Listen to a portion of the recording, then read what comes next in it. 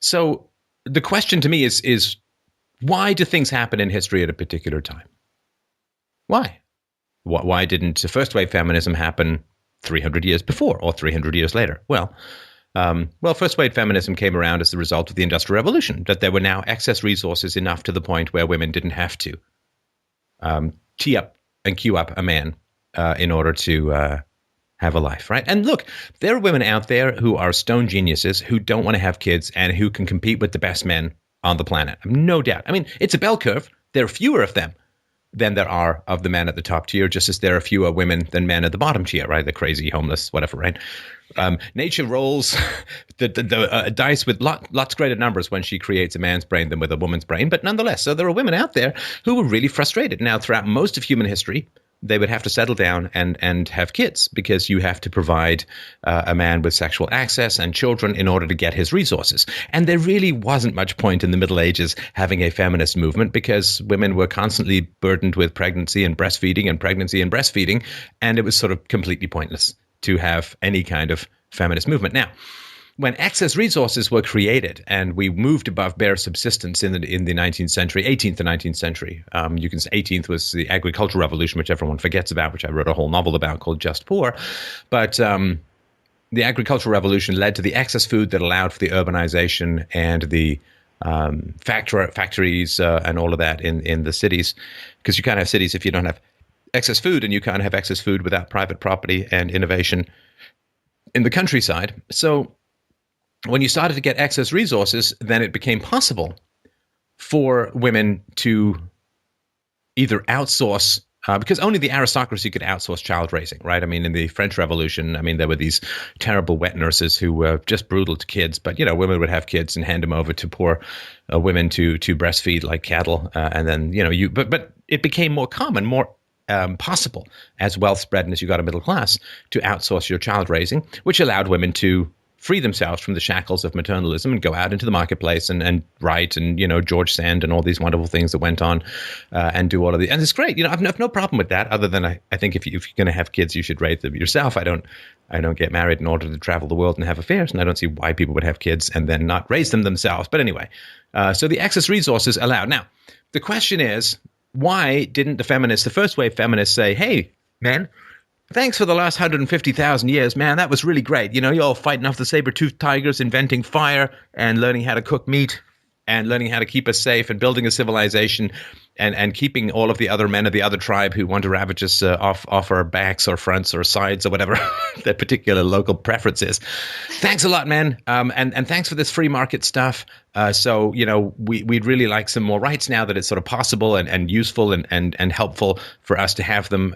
Good job getting us here. Well done. Well, they didn't say that. What they said, of course, was not, well, now we have the excess resources that allow us to do all of this great stuff in the marketplace and to participate politically, and we want equality under the law, and we want our rights of own contract. And fantastic, right? We want to be entrepreneurs. Great. Because there's enough excess resources that women can do more than just barely survive having kids. But they didn't do that because feminism came out of the left. And what the left does, of course, is it never says capitalism has produced good things which now give us more choices like female emancipation and female suffrage and all of that kind of stuff. What they do is they say, well, women have always had this possibility, but the capitalists have kept them down. They've ground them down. It's sexism against women, right? They just have to invent this past where somehow magically female emancipation, equality under the law, all of these things were somehow could have been present, but were kept down by this evil patriarchy, right? Because they can't say, wow, the free market that has grown in the 18th and 19th century has really produced these wonderful excesses that now give women a lot more opportunities and choices than they used to have. And by the way, it wasn't like in the Middle Ages, men had a lot of fantastic choices either. Hey, do you want to fight in the King's War? No, we're going to kill you. Hey, do you want to have the same occupation your father had? No, we're going to kill you. I mean, like men had all these great choices. Feel like not having plague? No, sorry, you get plague, you're dead.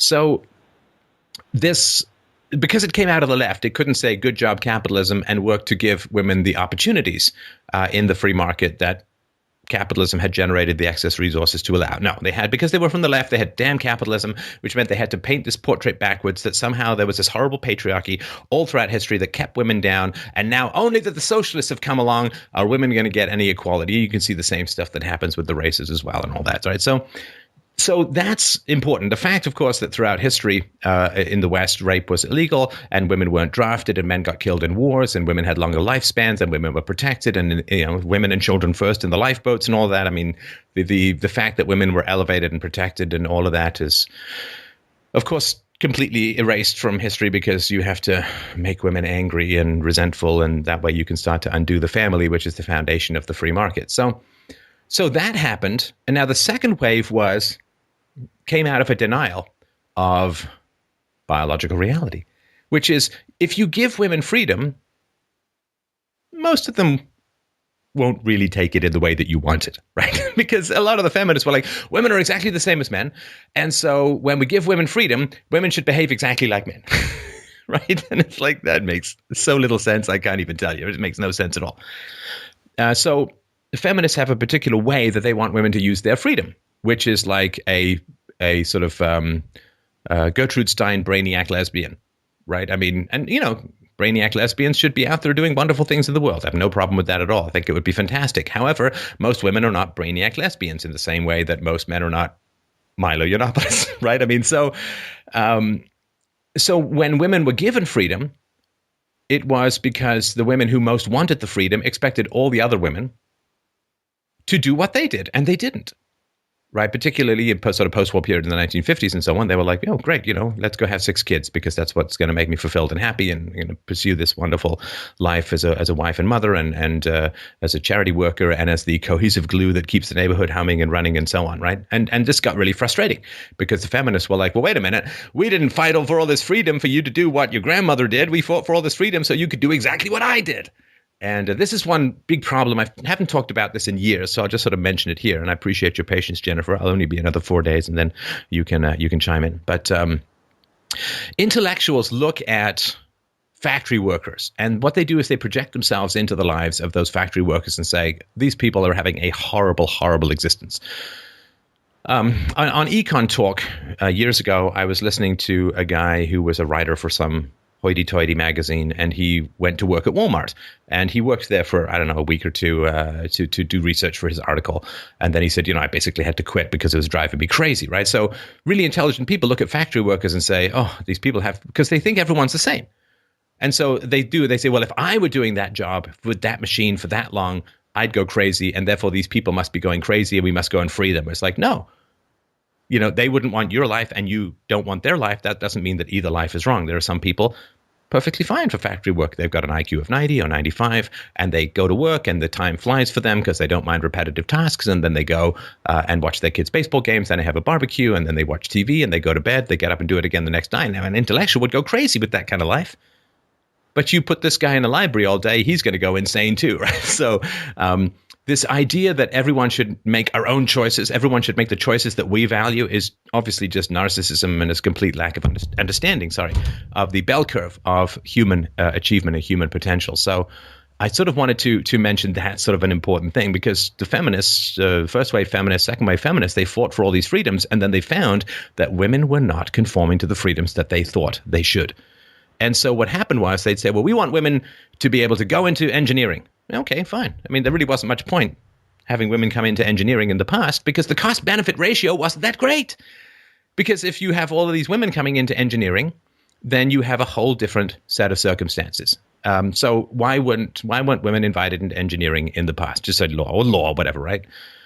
Well, I mean, even in Phyllis Schlafly's day, post-Second World War, I mean, she had to fight pretty hard to get into higher education. And the reason why is pretty obvious. Number one, if you're going to start letting women into engineering, just take engineering, well, then you have to build extra bathrooms, and you're going to have cultural problems, and you're going to have people dating, and it's going to be inefficient, and the women are going to find men that they want to fall in love with them, and the men are going to fall in love with women, they're going to get married, and the women, because there's no particular birth control, and there generally is a don't have sex until you get married, the women will get married, the men will be distracted, and you're going to end up with way fewer engineers per dollar of investment, right?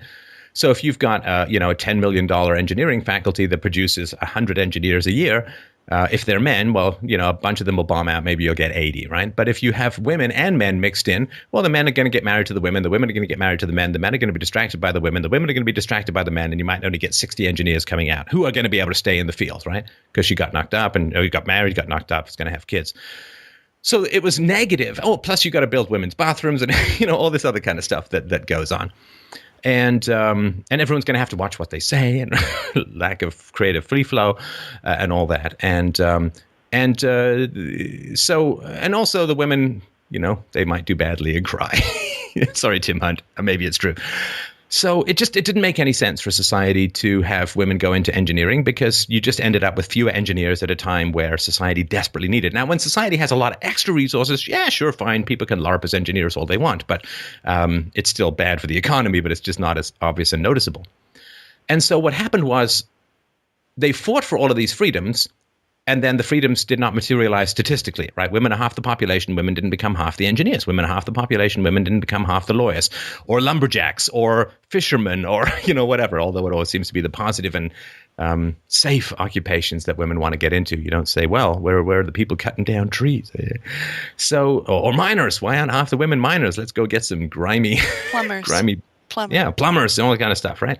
If you're going to see a plumber's crack, I'd rather it be the non-hairy kind. But anyway, so all of this stuff didn't materialize. So then, rather than because they were anti-reality, anti-free market, so all disparities result from exploitation. That's sort of the mantra of the left. All numerical disparities do not result from biology, do not result from genetics, do not result from different choices. All disparities result from exploitation. And it's evil, and the government must rush in to fix this exploitation.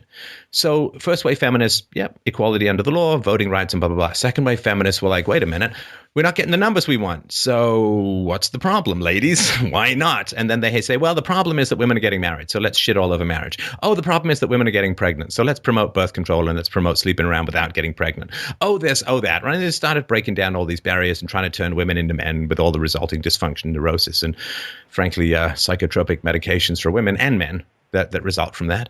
And say, oh, well, the problem is women are taking care of children. Women are actually being mothers, which we're not because we're, I don't know, genius lesbians or whatever. And so we're going to get the government to take over daycare. And now the women are going to be free, and we're going to get maternity leave. It's going to be paid for by men because men pay taxes and women collect the resources from the government. And so they just said, oh, we got to break down all these barriers. Oh, is it that women are getting pregnant? Great, let's have abortion. And that way women can kill the fetuses in the womb. And that way they can go back to work and we can get these numbers to match. Now, it never works. It never works. It hasn't worked now. And it's not going to ever work in the future because nature has so ordained it that women like being moms. A lot of women like being moms. Now, the next wave feminism, I would assume, is and so first wave feminism is equality of opportunity. And second wave feminism is removing the barriers to equality of outcome. Third wave feminism is just saying, to hell with it. We're just going to use the government to force equality of outcome. We're going to have equal pay for work of equal value. We're going to have all these subsidies go to women, all these promote women stuff and all. We're just going to move. We're not going to have an even playing field. We're going to tilt it towards women to get the same numerical outcomes. It's not going to work.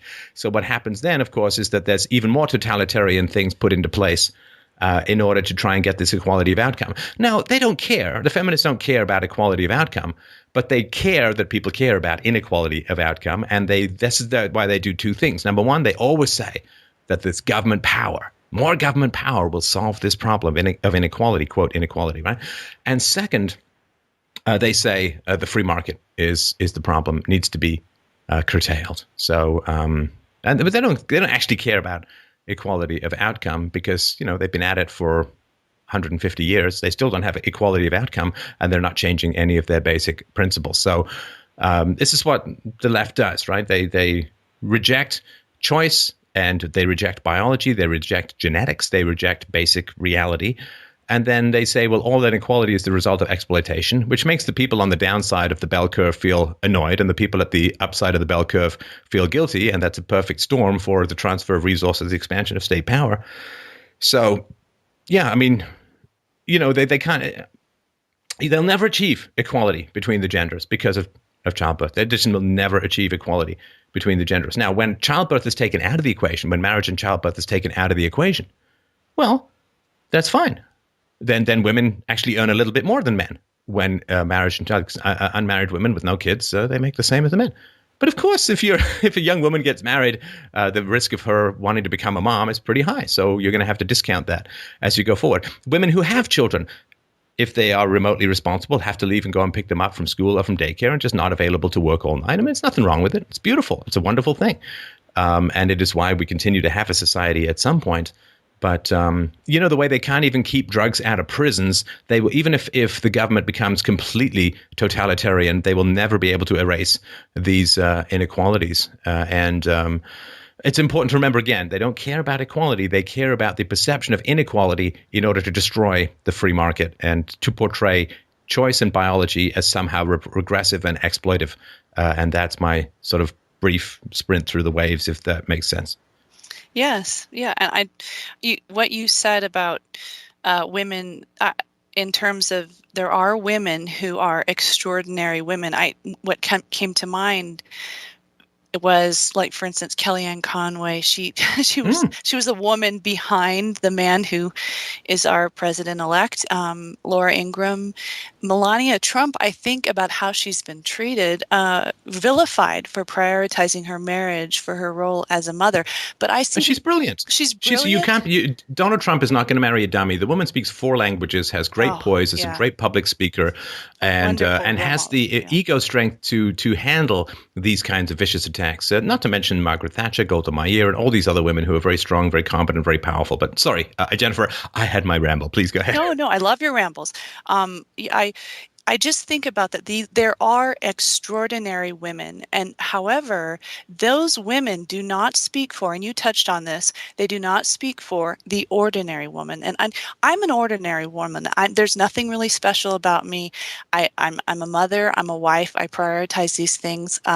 But I think, there is a forgotten man in this, this current discussion that we're having politically in our country, there is a forgotten woman.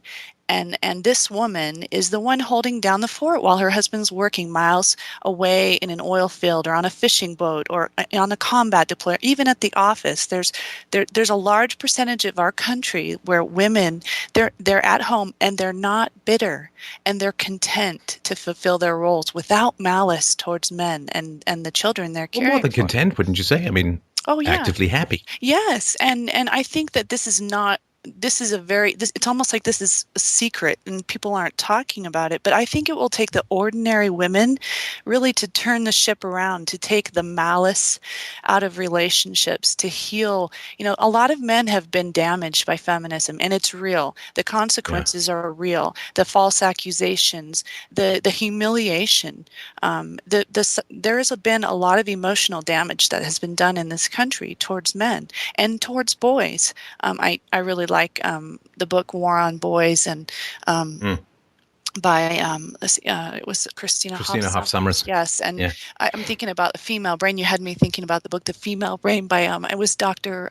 Brizendine. I think she basically explains some of the things that you talk about, where there's something called it's baby brain, where a woman just starts to have these chemical reactions where she wants to have a baby and she doesn't understand what it is, and so there's this nudge that she is told by our society to ignore, to neglect, and that's where a lot of the discontentment comes from, and the pain and suffering, and the there's a disconnect between men and women when this happens, because a woman is neglecting what she's having a subconscious nudge towards, and the men don't understand where her conflict is.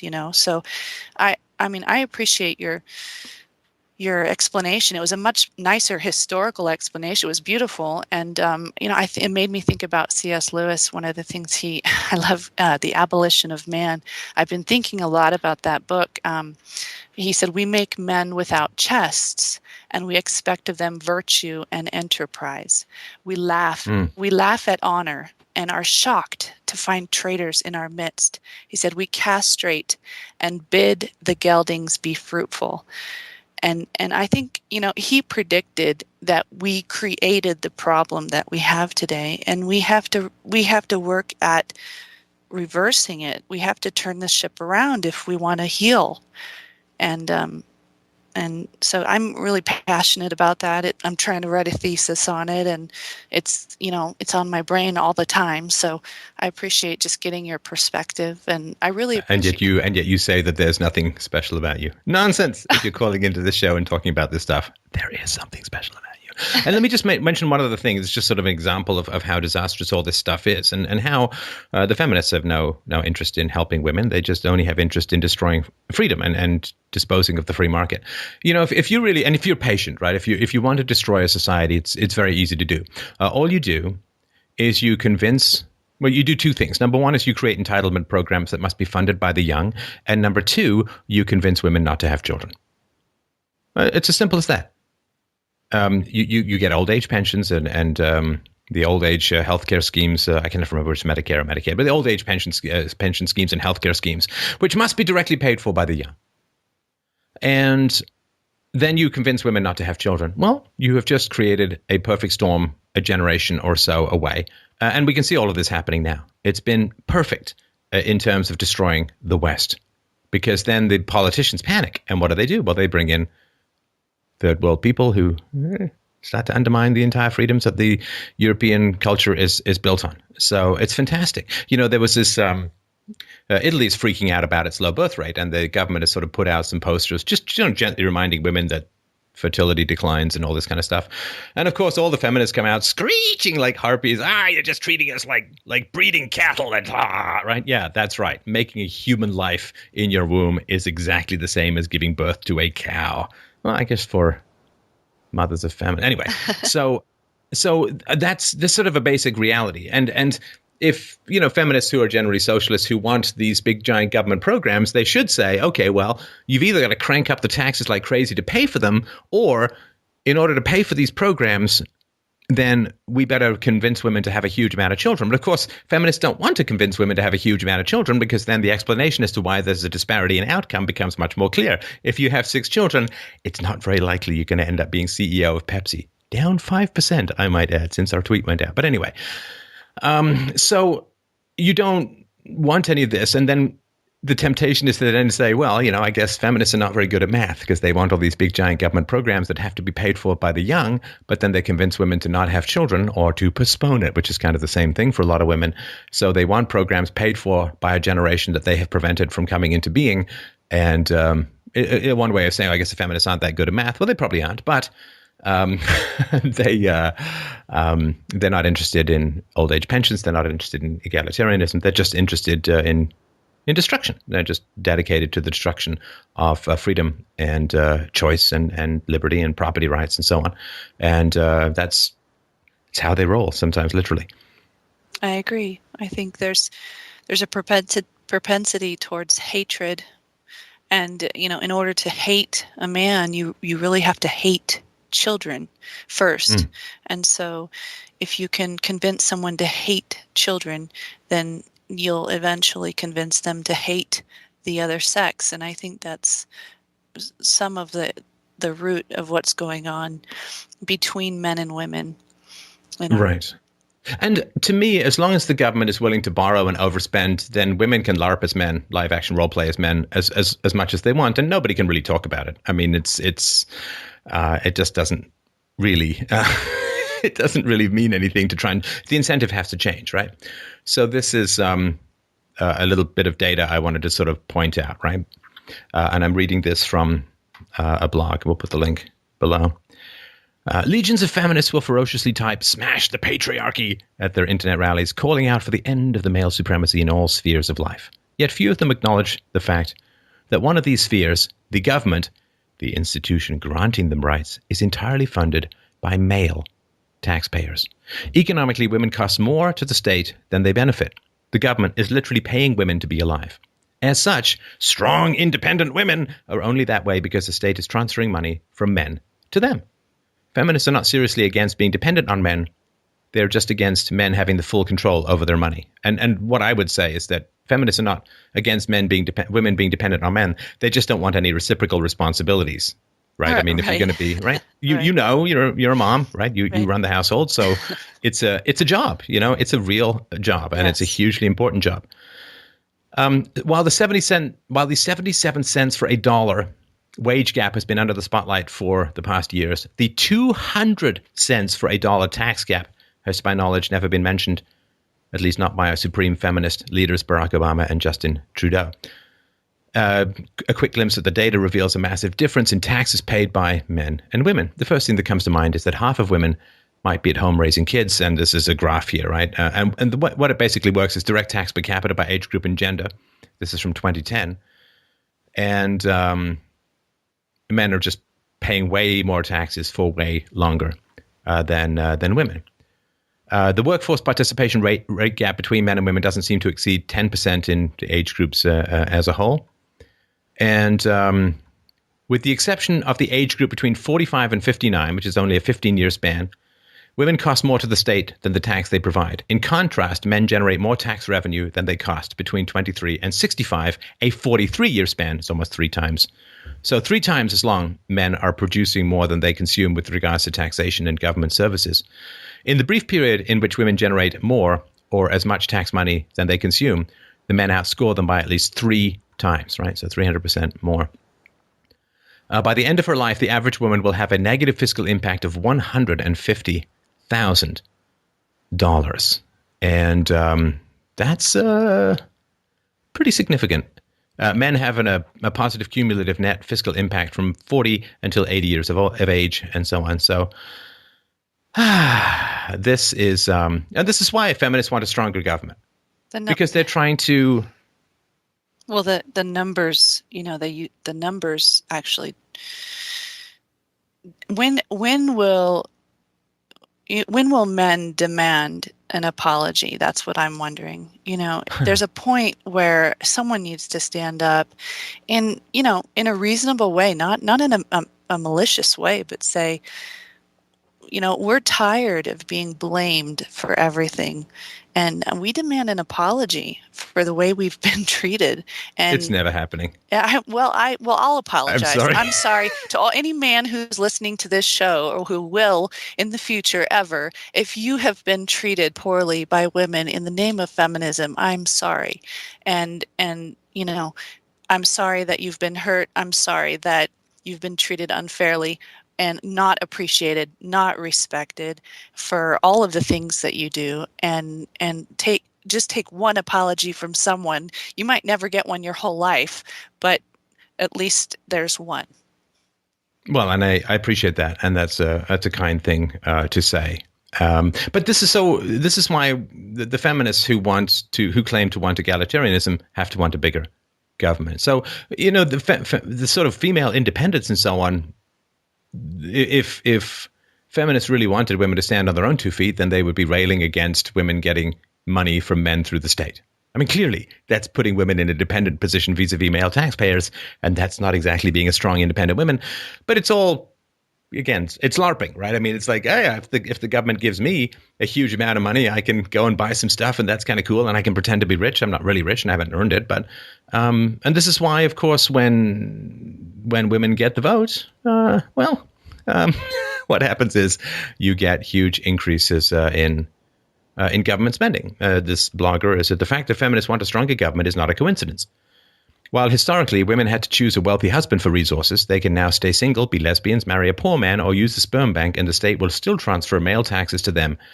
Interestingly, within 10 years of women's suffrage, the government doubled their tax revenue and expenditure in the USA. Now, going back to evolution, this is a perfectly respectable and valid, I would not argue moral, but it's a perfectly respectable and valid evolutionary strategy. Because women who, like, you know this as well as I do, what does it take to land a rich man, Jennifer? Not very much smarts. Well, it may be. No, come on. I mean, rich men don't want an idiot wife. I might beg to differ rich men tend with to be you smart, on that right? one. No. Okay, give me an example of a rich man with an idiot wife. I've never volleyed for one, so I actually do not know. But give me an example of a rich man you've known about who you think the wife is not smart at all. I think a woman who pursues a man for his wealth is not smart. I don't care what her IQ is, because I value, she doesn't understand and value what's meaningful in life. She's not smart. She may be bright in terms of her education or different things like that, but a woman. Okay, but who? Okay, so who pays the bills in your household? My husband. I mean, So you need his wealth. I'm not saying he's rich, but you need his wealth to be a mom, right? There's nothing wrong with it. It's just oh, reality, absolutely. right? Oh, I think I'm misunderstanding you. I think to be dependent on a man, a man is not wrong. No, of course not. No, it's not. But That it's been don't think of it as being dependent on a man. Think of it as being a good mom. right. It's necessary, and Yeah, it produces stability. It produces peace, and to be able to depend on someone to provide for you, it brings. That's what I'm trying to do is to convince women it's not so bad on the other side. It's it's great on the other. No, it's not so it's bad. It's great on actually the other side. Plus, we get to have a civilization. You see all these snowflakes who can't handle rejection. It's because they're a daycare generation because they've been raised in daycares and they've been traumatized and they don't have a parental bond and they can't handle emotional difficulty. So no, don't downplay. If you want to sell something, Jennifer, don't say it's not so bad. I well, mean, isn't it great? I mean, they've you been get to create convinced. life. You're right. They've been convinced, though. I mean, they're almost completely convinced that it's the worst thing that could ever happen to them. And I'm telling you, being a devoted wife and a mother is the best thing that could ever happen to you. It's the hardest thing that could ever happen to you. It's the hardest thing you'll ever do your whole life. It's harder than any job. It's harder than anything you'll ever go through in your life. But it's the best thing that could ever happen to you because it stretches you. It helps you to stop being so self-serving. It helps you to learn how to serve someone else, which is a huge life lesson. And you will be so much more content in the long run if you submit to what is natural in the long run. And I'm not out there to convert people. I'm just saying if you feel a nudge, if you just feel a nudge to do it, if you're feeling a deep discontentment, listen to that. And it means something, you know. Well, please be out there to convert people. Don't be shy about that. To get okay, we'll just forget the rich man thing. I understand there's this idea that rich men want bimbos, but the rich men that I know of who've married have not married idiots. They've not married, I mean, I guess there was that one guy, Anna Nicole Smith, wasn't he in a wheelchair or something? And Well, so, but I actually he heard was she was pretty bright, but I'll use Melania Trump as an example. She is incredible. She's a wonderful Bill role Gates' model. wife is smart. Yes. Mark Zuckerberg's wife is smart. I mean, I Well, don't. I think that's kind of a cliche. yeah, you're I think right. that's You're kind of a right. cliche. And I fell for it. I think that they do need a confidant and they do need someone that, they didn't get rich probably for no reason. They worked very hard for it. And they're not going to stay rich if they don't have somebody smart watching their back. They're not going to stay rich. That's I right. mean, So, that's the old behind every great man is a great woman. I believe yes. that's absolutely true. You cannot succeed without the love of your life helping you keep perspective and stay humble and watch your back and look out for enemies. I mean, it's just a natural part of the process, which is why wives get half the money because they are an equal part of the team of whatever is going on. The man doesn't earn the money and give it to the wife. I mean, the wife and the man earn the money collectively and give it to the children. That's the way it seems to work. But anyway, so if you want resources from a man, right? So you have a husband, you love your husband loves you, and he shares his resources with you because you do good things in the household, right? You run the household, you raise his children and so on. So you are providing value in return, right? Right, and it's not something that you could put a monetary number on. I think, in our house, we don't look at money that way. It's ours, and we work towards the same goal. But I submit, I respect my husband. I don't want to walk all over him. I don't want to dominate him, and that No, you can't break the provider. right. I mean, you I don't want break the him to provider. Well, protect you can me. afford to. Sorry, when women are on the receiving end of taxes, then they want to break men because then men won't resist tax increases and they'll feel guilty and bad. But if you're dependent upon your husband going out to get resources, you can't break him because then your resources will diminish. I want him not only to provide for me, I want his protection. And women who think that they don't need someone to protect them are naive. And I think that Oh, they're just socialists. well, They want the government to protect them. they're watching too many GI Jane movies. It's just not real. I mean, I try to use, people, they say women that my big beef, and I've been talking about this for a long time, is women in combat. I think that's as far as you can take it. We've taken abortion pretty far, but when you start saying that women need to be killers and they need to be, trained killers, what you're basically saying is that women do not have a maternal value at all. And so, but you can use the example of hand-to-hand combat. They'll say, well, women can do this. Yes, I believe there are extraordinary women who are more built like men, that they can endure combat, but in general, the ordinary woman needs someone to physically protect her. If she's going to have kids in particular, right? Both. I mean, even if you never have children, you still want someone to physically protect you, because there's, you never know. I mean, it's good to have someone who's stronger than you. It's not a bad thing. We all know that if there's a bump in the house at night, who goes? Sometimes I hear that sometimes the men make the women get up, but I've never, not for long, I bet. But so let's just talk about what feminism does. So let me go out on a limb here, Jennifer, and I'm going to assume that you keep yourself attractive for your husband, right? I believe that has value. Yes, I do try. Yeah, you're not cooking 400 pounds and Cheeto dust on your chest, right? I hate Cheetos. Whatever, whatever. So you keep yourself trim. Yes. And that's part of the deal. They say, well, why are women getting fat? It's because they don't need to stay slim for their husbands, right? That's why you get them married and have no-fault divorce abrogated and then, right? Well, this is one of the reasons. I like Milo's argument against this. I mean, he argues against the health of it. I mean,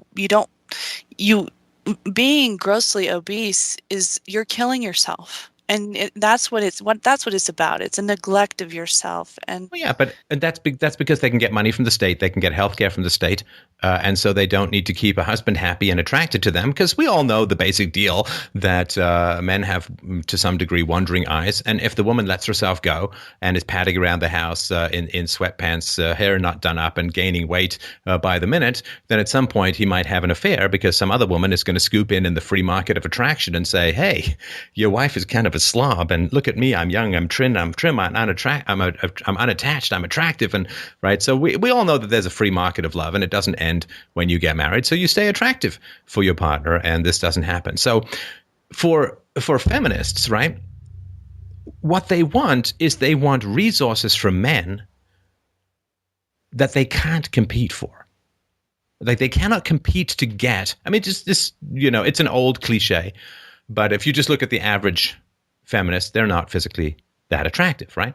And so female beauty, and in the absence of female beauty plus character, right? And the less beauty you have, the more character you need to have, right? And so for women who aren't that physically attractive and who don't want to put the work in, I mean, everyone can make themselves more attractive, right? They don't want to put the work in to become more attractive, and physically or as a person, right? I mean, we can all become better people and more helpful people, and somebody. So they don't want to put the work in, but they want the resources.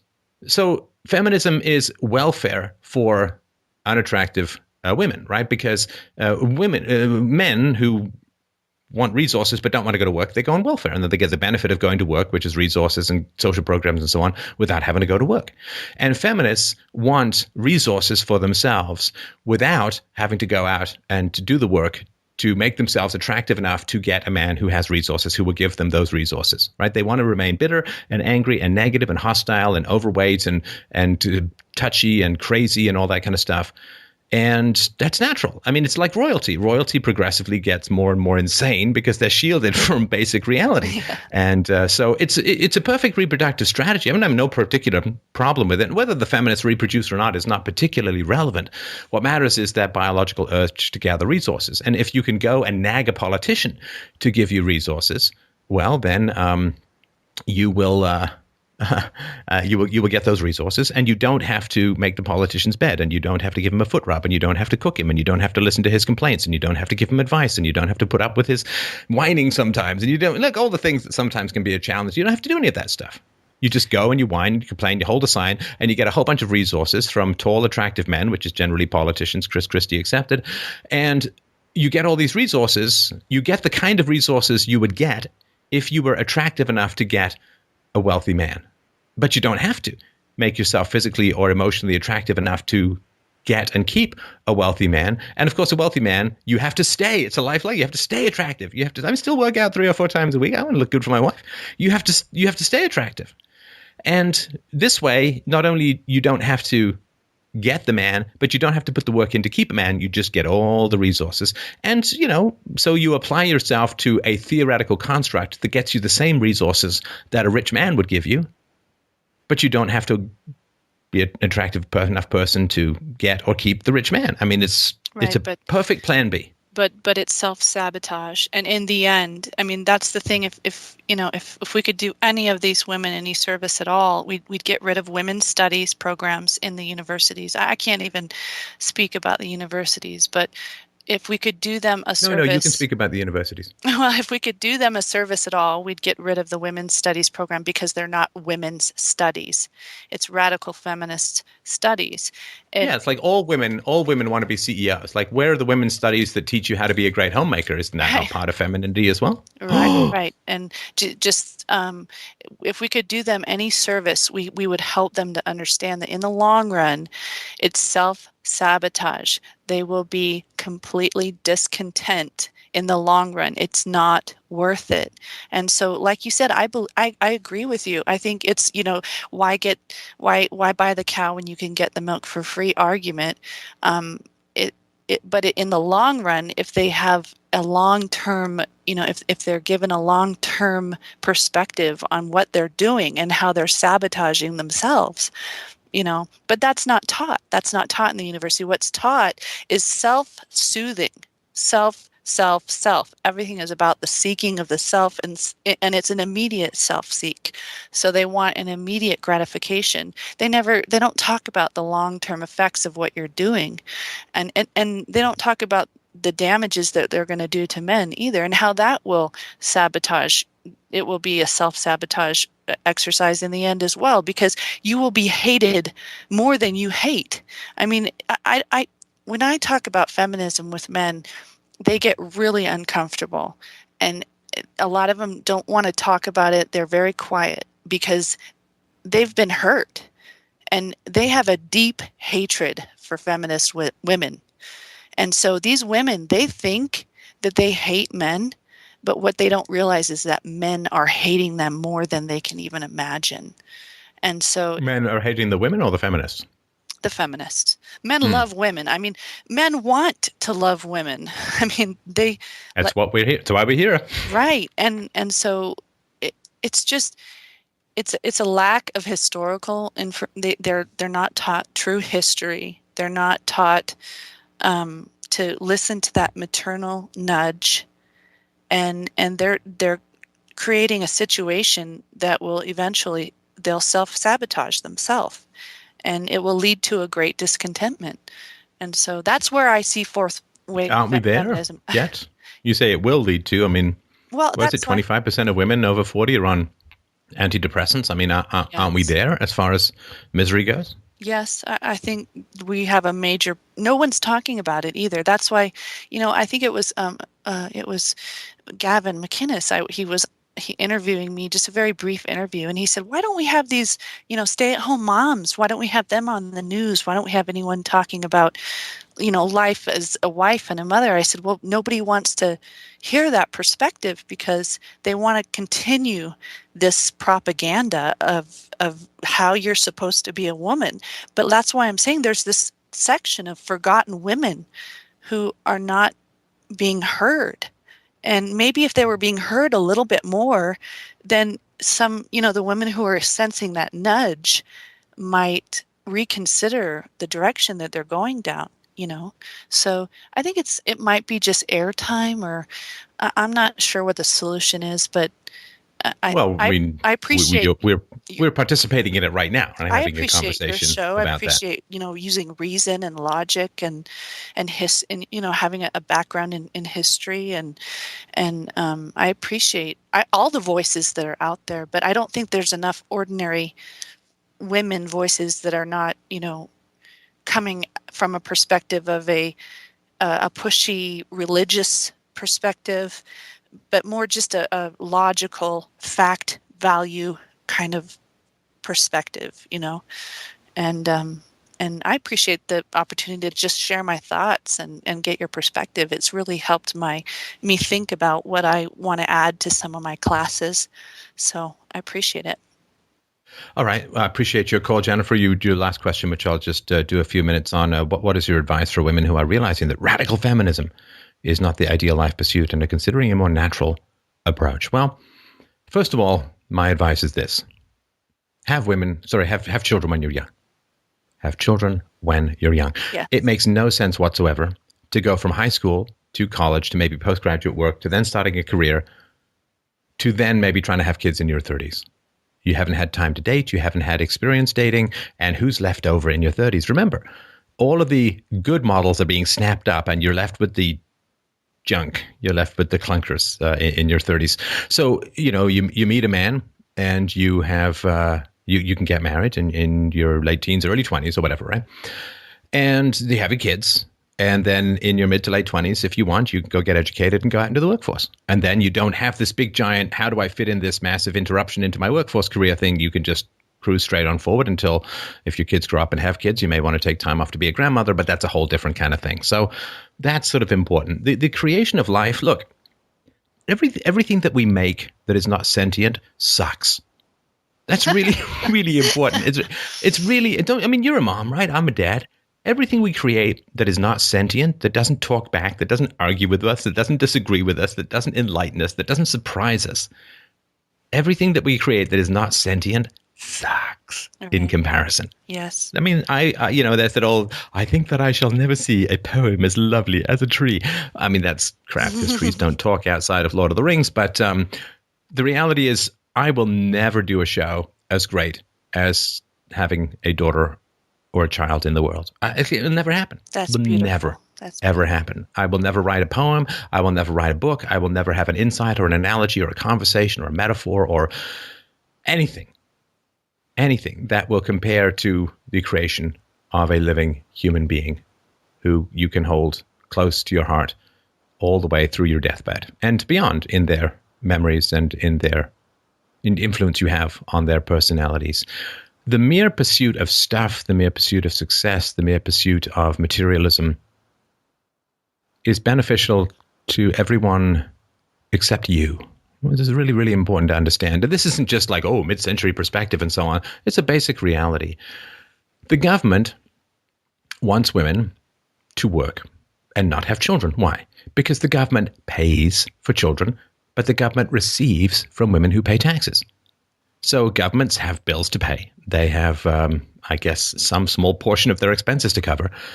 And so governments want you as a woman to forego having children, because when you have children, you're out of the workforce, not paying taxes. Governments have to provide more healthcare. Governments have to build more schools. Government have to hire more teachers.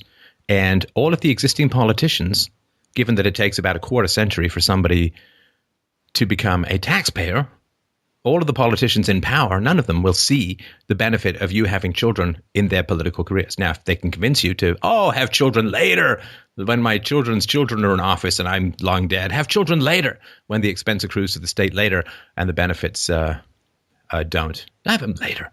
Of course, they're convincing you to have children later because they want your money now and they don't want the costs now, and children are expensive. Children are very expensive. You might as well just take money and flush it down a tiny porta potty. And so recognize that the advice that you're getting from people about how to be a woman is terrible. It is not disinterested advice. right. Now, so the government wants you to go to work, and they'll pay a lot of people to tell you to go to work and have children later because they want your money now and they don't want the expense of having children now. So they'll say, go to work now. Have children later. You're young. Go. You got a great brain. Go to work. Go to work. Give us some taxes. They're basically taking your ovaries hostage, probably never to release them. And so that's important. Now, the radical feminists, or as they're also known as feminists, what they do is they want you to go to work so that they can close the gender gap. That's why they want you to go to work. And also because they don't want you to be a happy mom and a housewife and all that kind of stuff, because they're generally miserable, horrible human beings. So they want you to go to work to fulfill their ideological agenda. And they're just running their own racket on you. The politicians are running their own racket. Pay us taxes, don't cost us money. The feminists are running their own racket. The people who are in media, people who are in media, look, the women who are in media are very ambitious women, very competent women and so on. But I can tell you one thing they're not, is great moms as a whole.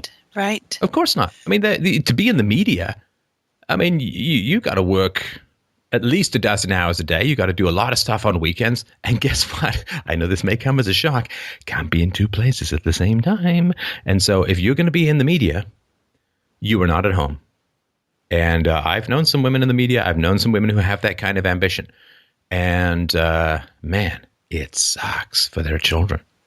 You know, that lonely little rich girl, that lonely little rich boy, that's not just a myth.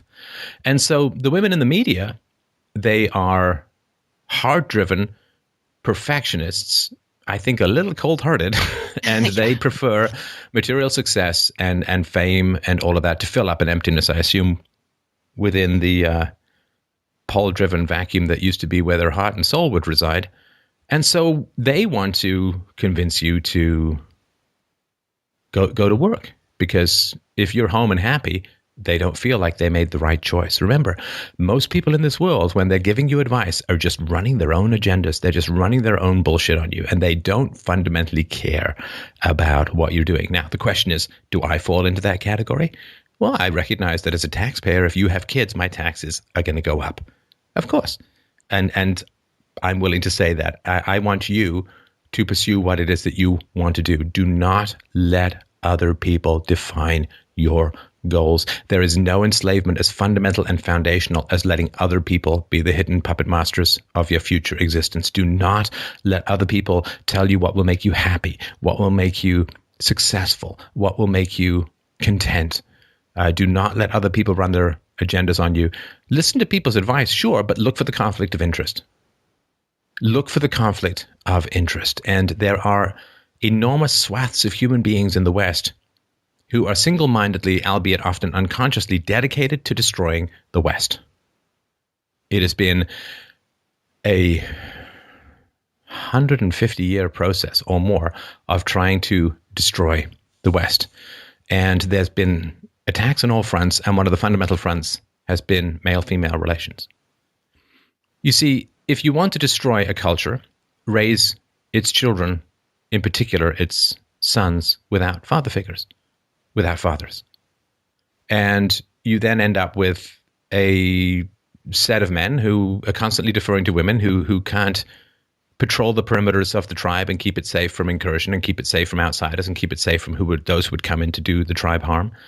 They're not particularly tough. And when you put women in charge of boys and you don't lament at all the absence of fathers from little boys' lives, well, in general, the boys become shiftless and lazy and unmotivated, and the girls become promiscuous. A girl raised without a father starts her menstruation about a year earlier than a girl raised with a father, for the R versus K stuff that I've talked about in the presentation series, Gene Wars, which people should check out if they haven't. But don't let other people running their own bullshit political agendas or financial agendas or tax agendas, don't let them tell you when and how you can perform the most astounding feat of creating a nurturing life. Don't let anyone tell you when your eggs should unite with the tadpole. I mean, don't let anyone do it. The younger, the better in many ways. You've got more energy, you have more resilience, you can play harder and longer, and you can bounce back from less sleep and so on.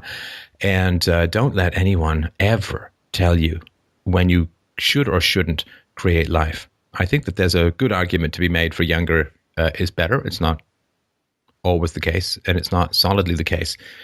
But it is, if you want to have kids, it's annoying just from the outside. It's really annoying. I mean, I hear all these stories of like, oh, yes, the women who they went to go and become doctors. And then it's like, you know what, I actually really enjoy being home. So it's like, okay, great. So we're just down one doctor as a society, because you displaced someone from medical school who was probably going to be a guy who was probably going to stay in the workforce. And now you became a doctor, worked as a doctor for 5 years, and now you're home with your children.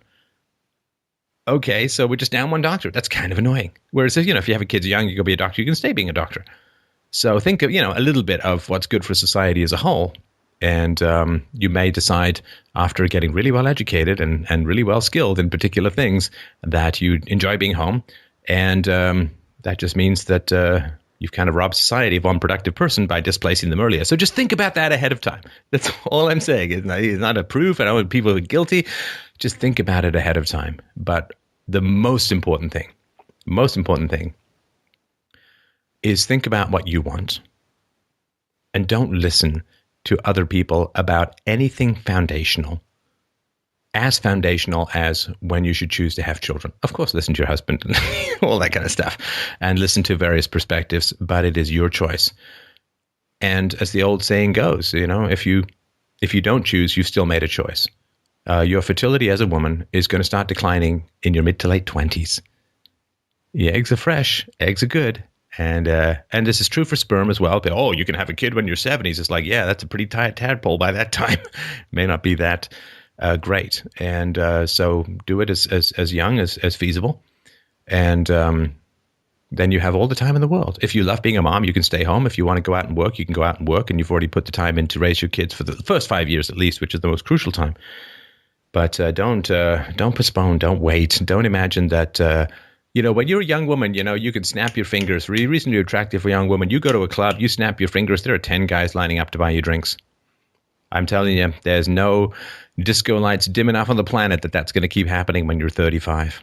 It's just not going to happen. And reminding women that the sexual power, the sexual market value that they have when they're young is going to fade quicker than you can imagine. And you can't get it back.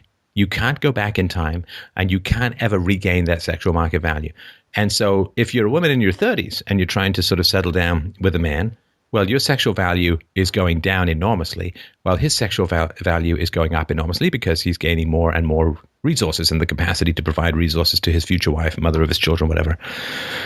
So just remember that and be afraid of that. They call it the wall. And the wall doesn't take any prisoners. There's no, the wall just rides over people, rides over women in particular. And it doesn't hit men until much later. The wall for men is when you start getting sick, in your 60s or whatever. And we had a woman called in, it's quite a call about how she was just disgusted at having taken care of her NASGOL boyfriend, who was sort of half in and out of the shade. And don't, recognize that the natural narcissism and vanity of youthful female sexual attractiveness is, it's going to vanish. It's like, hey, that's pretty mist. You look out the window in the morning if you're up early. Ooh, that's pretty mist. And then 10 minutes later, it's like, hey, where did all the mist go? I'm really attractive. 10 minutes later, hello, echo.